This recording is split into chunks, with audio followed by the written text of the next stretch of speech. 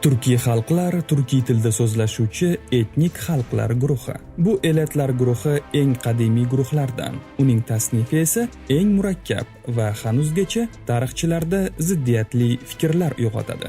Shunga qaramay, 165 million odam bugun turkiy tilda gaplashadi. Turkiy xalqlar haqidagi ilk ma'lumotlar eramizdan avvalgi 1-ming-yillikda ham uchraydi. E'tiboringizga 10 ta eng yirik turkiy tilli xalqlarni havola qilamiz.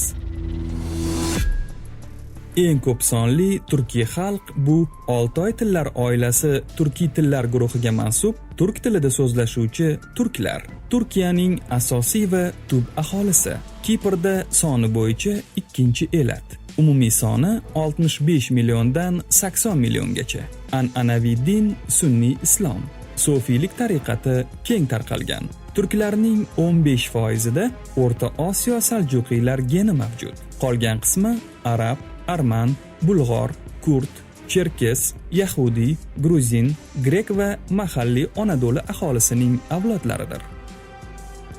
O'zbeklar, turkiy xalq, O'zbekistonning asosiy va tub aholisi, eng ko'p sonli turkiy xalqlardan biri. O'zbekiston hududida deyarli 80% aholi etnik o'zbeklar. Shimoliy Afg'onistonda, Tojikiston, Janubiy Qozog'iston, Janubiy Qirg'iziston, Shimoliy va Sharqiy Turkmanistonda ham o'zbeklarning katta qismi yashaydi. Shuningdek, ko'p sonli o'zbeklar Rossiya, AQSh, Turkiya, Ukraina, Yevropada istiqomat qiladi. An'anaviy din sunniy islom. O'rta Osiyodagi eng ko'p sonli xalq.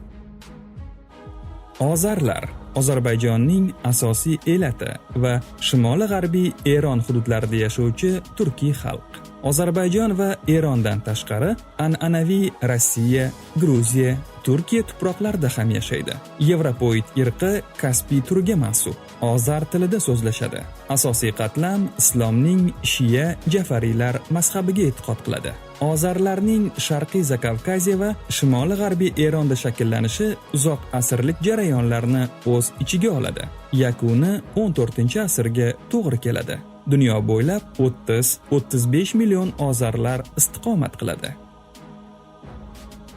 Qozoqlar Qozog'istonning asosiy tub aholisi. Xitoyning Qozog'iston bilan chegaradosh hududlari. Rossiya, O'zbekiston, Turkmaniston, Qirg'izistonda yashaydigan turkiy elat. Mo'g'ulistondagi soni bo'yicha 2-chi, O'zbekistonda 3-chi, Turkmanistonda 4-chi xalq. Antropologik jihatdan qozoqlar Janubiy Sibir irqiga mansub. Tili qozoq tili. Turkiy tillar Qipchoq guruhi, Qipchoq-No'g'ay kichik guruhiga mansub. Shuningdek, rus tili ham keng tarqalgan. Qozoq xalqining rivoji 14-asrda Mo'g'ul va turk qabilalarining birlashuvida yakuniga yetgan. Jahon bo'ylab 18 milliondan ortiq qozoqlar yashaydi. Uyg'urlar Sharqiy Turkiston, hozirda Xitoy Xalq Respublikasi, Shinjon Uyg'ur Avtonom Respublikasi tub aholisi. Dini sunniy islom. Uyg'ur tili turkiy tillar oilasiga kiradi. Uyg'ur atamasi eramiz boshlaridagi manbalarda kelgan. Dastlab turkiy tilli bitta qabilaga aytilgan. Uyg'ur xoqonligi davrida 19 ta qabila bu tuzilmaga a'zo bo'lgach, Uyg'ur atamasi ularning barchasiga nisbatan ishlatila boshlangan. Uyg'ur nomi bilan birga O'g'iz nomi ham keng tarqalgan. Dunyo bo'yicha Uyg'urlar soni 12 milliondan oshiq. Turkmanlar Turkmanistonning asosiy elati. Tarixan O'zbekiston, Qozog'iston, Rossiya, Eron, Afg'oniston, Tojikiston va Pokistonda yashovchi turkiy xalq. Qadimda ular O'g'iz deb nomlangan. O'rta asrlarda turkmanlar deb atala boshlangan. Vizantiya manbalarida, so'ng Yevropa, amerikaliklar turkmanlarni turkamanlar deb atashgan. Turkman tili turkiy tillar O'g'iz kichik guruhiga kiradi. An'anaviy din sunniy islom. Jahonda turkmanlar soni 8,5 million kishi. Tatarlar Rossiyaning Yevropa qismi markaziy hududlari, Povolja, Priural, Sibir, Qozog'iston, uzoq sharqda yashovchi turkiy elat.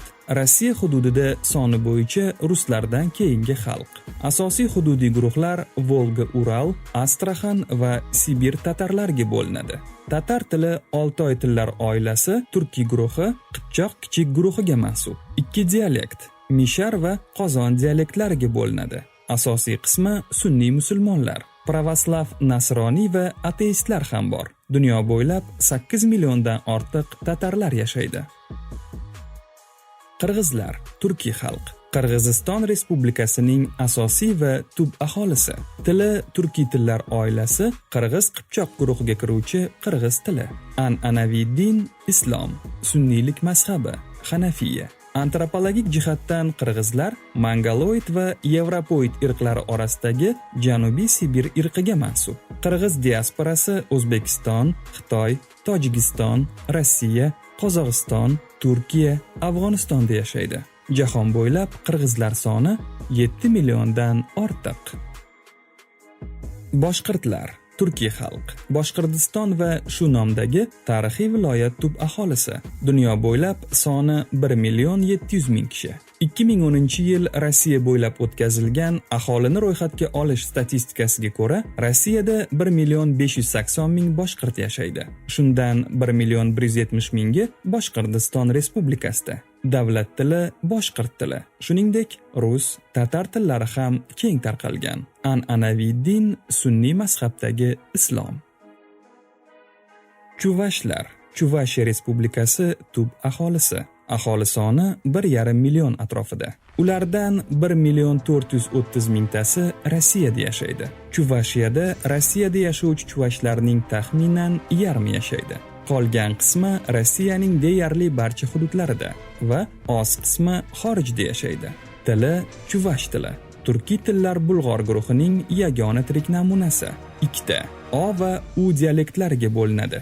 Chuvashlarning asosiy e'tiqod dini pravoslav nasroniylik. Islom va boshqa dinga e'tiqod qiluvchilar ham bor. Siz Bilib oling kanalida bo'ldingiz. Biz bilan barchasini bilib oling. Ko'rishguncha.